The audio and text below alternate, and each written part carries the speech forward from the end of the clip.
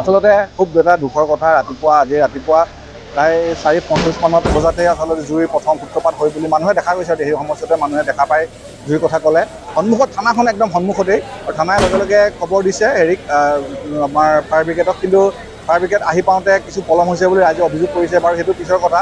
আৰু তাৰপিছতেই যোৰহাট বৰহোলাৰ যিখন GS-ৰ গাড়ী সেইখন আহি পালেহি, তিতাবৰৰ গাড়ী আহি পালে। কিন্তু দুৰ্ভাগ্যজনক কথা যে মৰিয়নিৰ যিখন গাড়ী সেই গাড়ীখন মাত্ৰ এখনেই গাড়ী আছে এতিয়া এটা বৃহৎ এৰিয়াত, আৰু এখন গাড়ী সম্ভৱতঃ এতিয়া ষ্ট্ৰং ৰুমত লাগি আছে। আৰু যাৰ কাৰণে এখন গাড়ীয়ে জুইটো কোনো ধৰণৰ নিয়ন্ত্ৰণ কৰিব নোৱাৰাৰ কাৰণে প্ৰায় 11খন প্ৰতিষ্ঠান সম্পূৰ্ণ শেষ, আৰু লগতে মানে ওচৰ পাজৰ আৰু দুখনমান দোকান যথেষ্ট ক্ষতিগ্ৰস্ত হৈছে। প্ৰকৃততে আমি বিচাৰিম যে মৰিয়নি এটুকুৰা যথেষ্ট মানে ডাঙৰ এৰিয়া, বিশেষকৈ টাউনখনে অকল মৰিয়নি নহয়, বৃহৎ এৰিয়া, আৰু বৃহৎ এৰিয়াত এখনে মাত্ৰ বাহন আছে।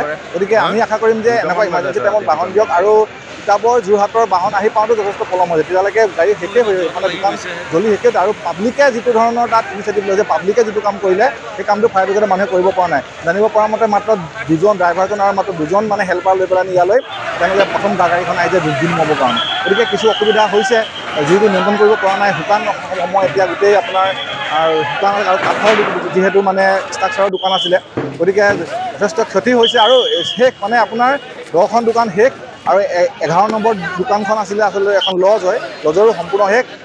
তাত থকা 3জন বোধহয় মানে আৱাসী যথেষ্ট মানে কোনোমতে তেওঁলোকে প্ৰাণ লৈ বাচিছে বুলি আমি জানিব পাৰিছোঁ।